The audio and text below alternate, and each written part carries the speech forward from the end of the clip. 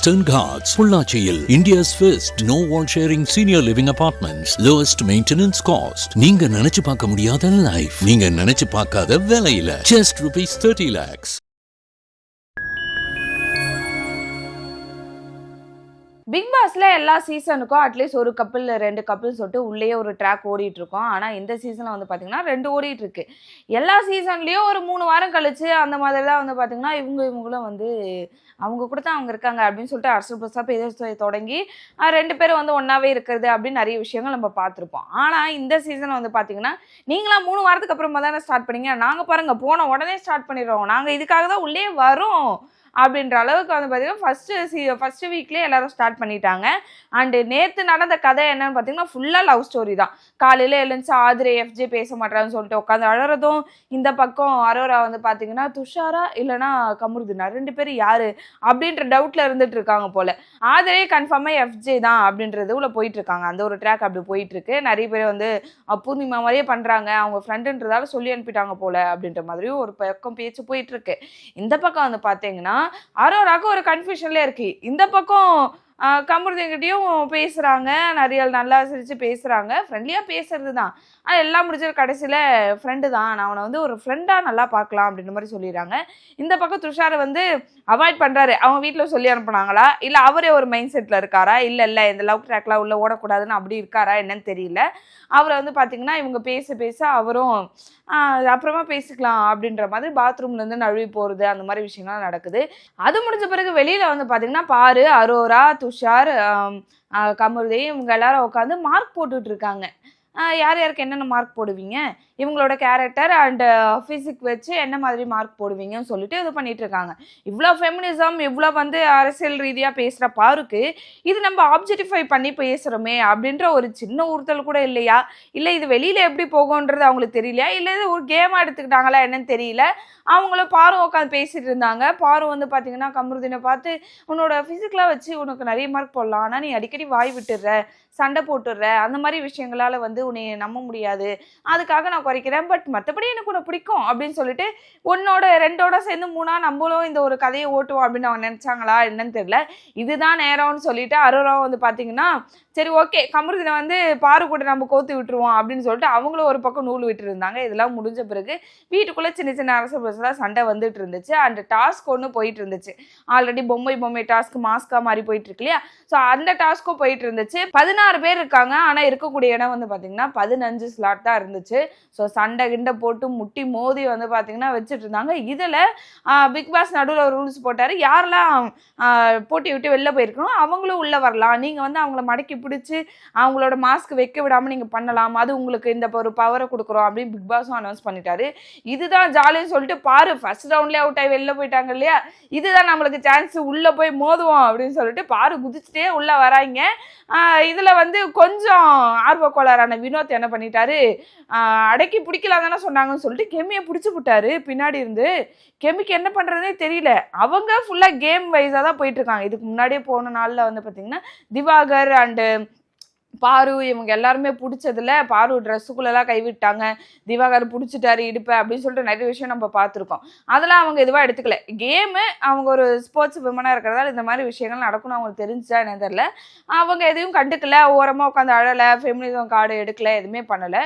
இதில் வினோத் வந்து படக்குன்னு பிடிச்சிட்டாரு. ஒரு மாதிரி ஆயிடுச்சு பார்க்கும்போதே எனக்கும், என்னடா இப்படி ஆல்ரெடி இவ்வளோ நெகட்டிவாக போயிட்டு இருக்கு ஓவரால் சீசன் மேலேயே, இதில் இப்படி ஒரு செயல் செஞ்சாங்கன்னா அது மக்களுக்கு எப்படி போகும் அப்படின்றது யோசிக்கலையா இல்லை கேமில் விட்டாரான்றது தெரியல. அது வீக்கெண்டில் முடிஞ்ச பிறகு தான் விஜய் சேதுபதி கேட்ட பிறகுதான் அவர் என்னன்றதை சொல்லுவார். ஆனால் உடனே வந்து அவர் பட்டுன்னு ஆயிட்டாரு, இல்லைம்மா நான் வந்து மடக்கி பிடிக்க சொன்னாங்களா அதில் கொஞ்சம் அப்படியே பிடிச்சிப்பிட்டேன் அப்படின்ட்டாரு. அண்ணன் இருக்கலாண்ணே இருந்து இதுக்காக இப்படியா கொஞ்ச நாச்சு முன்னாடி இருக்கிறது யாருன்னு தெரியாதா அப்படின்ற மாதிரி ஆகிப்போச்சு. அண்ட் இது கேம்லாம் முடிஞ்ச பிறகு எல்லாரும் சாப்பிட்டு வந்தாங்க. அண்ட் சீசன் தொடர்ந்து வந்து பார்த்தீங்கன்னா பாரு எதுவாக இருந்தாலும் ஒரு கிளாஸ் எடுக்கிறது தான். இப்போது சூப்பர் டீலக்ஸ் போனதுக்கப்புறமா அங்கே ஏதாச்சும் நடக்குது, அவங்களுக்கு ஏதாச்சும் விளைவு வருது அப்படின்னா உடனே எல்லாரையும் கூப்பிட்டு கிளாஸ் எடுத்து பிரெயின் வாஷ் பண்ணி ஸ்டார்ட் பண்ணி அவங்கள வந்து பார்த்தீங்கன்னா போய் பேசுங்க இதுக்காகன்னு சொல்லிட்டு அவங்க இது பண்ணிடுறாங்க. சண்டையை ஸ்டார்ட் பண்றது மட்டும்தான் பாருவே தவிர அதுக்காக போய் வாதாடுறது இல்லைன்னா வாக்குவாதம் பண்றது எல்லாமே சூப்பர் டீலக்ஸ் வீட்டில் இருக்கிற சுபிக்ஷாவா இருக்கட்டும், ரம்யாவா இருக்கட்டும், இவங்க தான் பண்ணிட்டு இருக்காங்க. இவங்க பேர் சொன்னதும் ஒன்று ஞாபகம் இருந்து பாருங்க. இவங்க வந்து என்ன சொல்லிட்டு இருந்தாங்கன்னா, ஒரு பேஜ் வாக்கில் என்ன வந்துடுச்சு, அரோரா தான் வந்து பார்த்தீங்கன்னா நான் அந்த பக்கம் போனாலும் என்னோட அந்த ஃப்ரீ பாஸ் இருக்கு இல்லையா எலிமினேஷனுக்கு, அதை யாருக்கும் கொடுக்காதீங்க புதுசாக வந்தவங்களுக்குன்னு சொல்லிட்டு சுபிக்ஷா ஒன்று சொல்லிடுறாங்க. அந்த ஆர்குமெண்ட்லேயே இவங்களுக்கு எல்லாருக்கும் சண்டை வந்துடுதுன்னா, சூப்பர் டீலக்ஸில் இருக்கும்போது என்ன பேசுன, நீ என்ன பேசுன அப்படின்னு நிறைய விஷயம் சொல்கிறாங்க. இதில் அரோரா சொல்லிடுறாங்க, நான் உன்ன மாதிரி அழுது ஃபேமிலி இல்லைன்னு சொல்லிட்டு சிம்பத்தி கிரியேட் பண்ண வரல அப்படின்னு சொல்லிட்டு. அரோரா இவ்வளோ நாள் இருக்காங்க, இங்கே தமிழ்நாட்டிலே தான் இருக்காங்கன்னு போது தமிழ் மக்களோட மைண்ட் செட்டு இல்லை பிக் பாஸ் பார்க்குற ஆடியன்ஸோட மைண்ட் செட்டு என்னன்றது தெரியுமா, இல்லை பிக் பாஸில் என்ன மாதிரியான ஆட்கள்லாம் வருவாங்கன்றது புரியுமா என்னன்றது தெரியல. அந்த பிள்ளை வந்திருக்கு, ரம்யா வந்து உள்ளே வந்திருக்காங்க, நான் இவ்வளோ கஷ்டப்பட்டுருக்கேன், அதனால ஒரு ஃபேமிலியாக எல்லாரும் கூட ஜாலியாக இருக்கணுன்றதுக்காக நான் வந்திருக்கேன் இந்த கேமுக்காக அப்படின்னு சொல்லிட்டு அவங்களும் சொல்லி தான் உள்ளே வந்தாங்க. நிறைய பேருக்கு அது தெரியும், நம்ம ஏவிலையும் பார்த்தோம். அப்படி இருக்கும்போது இப்படி படப்படன்னு யாருக்கிட்டையுமே வந்து அவங்களோட எமோஷன்ஸை வச்சு வார்த்தை விட மாட்டாங்க. அது இந்த பிள்ளை விட்டுடுச்சு. அது கொஞ்சம் பிளாக் மார்க்காக நிறையவே வந்து ஆடியன்ஸ் கிட்ட பிளாக் மார்க்காக போகும். அண்ட் ரம்யா வந்து ரொம்பவே எமோஷன் ஆகிட்டாங்க.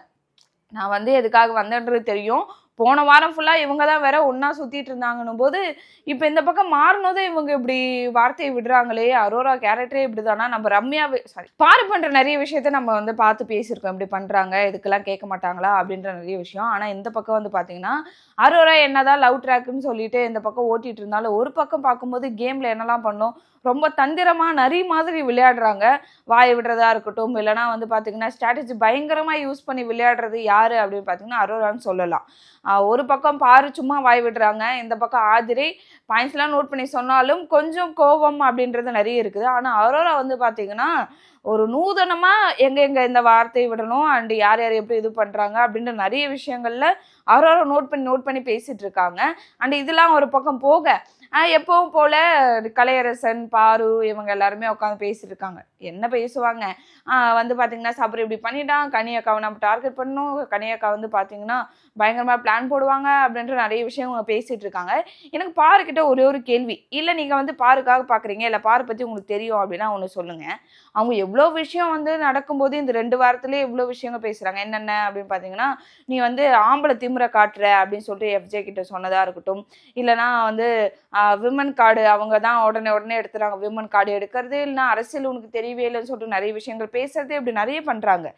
இதுக்கெல்லாம் பேசினவங்க கெமியை வினோத் பிடிச்ச உடனே வந்து பேசியிருக்கலாம்ல, என்னென்ன நீங்கள் கேம்ன்றதுக்காக இப்படி இது பண்ணுவீங்களா, கொஞ்சம் கூட உங்களுக்கு கண்ணு முன்னாடி இருக்கிறது ஒரு பொம்பளை பிள்ளை இப்படி பிடிக்கிறமேன்றது உங்களுக்கு தெரியாது அப்படின்னு ஏன் பாரு வரல அப்படின்ற ஒரு கேள்வி எனக்கு இருக்குது. எதர் கெமி வந்து அவங்களோட எதிரின்றதுக்காக அதை பண்ணலையா, இல்லை அவங்க பேசக்கூடிய ஃபெமினிசமாக இருக்கட்டும், டாக்ஸிக் ஃபெமினிசமா, இல்லைனா வந்து சும்மா மெயின் போக்கா ஃபெமினிசம், இல்லை நான் ஃபெமினிஸ்ட் அப்படின்ற மாதிரி காட்டி பேசிட்டு போகிறாங்களா, இந்த கேள்வி எனக்கு பெருசாக இருக்குது. பார்க்கும்போது எனக்கு அப்படி தெரியல, ஒரு டாக்ஸிக்கான ஒரு ஃபெமினிசம் மாதிரி தான் எனக்கு தெரியுது. நீங்களா என்ன நினைக்கிறீங்க அப்படின்றத கமெண்ட்ல சொல்லிடுங்க. அண்டு கேம் எல்லாம் போயிட்டு இருக்கு. இன்னைக்கு நடந்த ப்ரோமோல வந்து பார்த்தீங்கன்னா ரொம்பவே டிசிப்ளின் இல்லாமல் இருக்கீங்க நீங்கள். துஷாரை தலை பதவியிலிருந்து வெளியே எடுத்ததால மிகப்பெரிய பூகம்பம் வெடிக்குமா, இதுக்கப்புறம் துஷார் வந்து பயங்கரமாக அரோரா ஒரு பக்கம் இருக்கட்டும்னு சொல்லிட்டு கேமில் ஃபுல்லாக கான்சன்ட்ரேஷன் பண்ணி விளையாட தொடங்குவாரா அப்படின்றது எல்லாமே நம்ம வெயிட் பண்ணி பார்த்தா தெரியும். ஸோ நாளைக்கு என்ன நடக்குது, பாரு அவங்க அரோரா இவங்களோட கேம்ஸ்லாம் எப்படி போகுது அப்படின்றத நான் நாளைக்கு வீடியோவில் உங்களுக்கு சொல்கிறேன். Until this bye from Archana.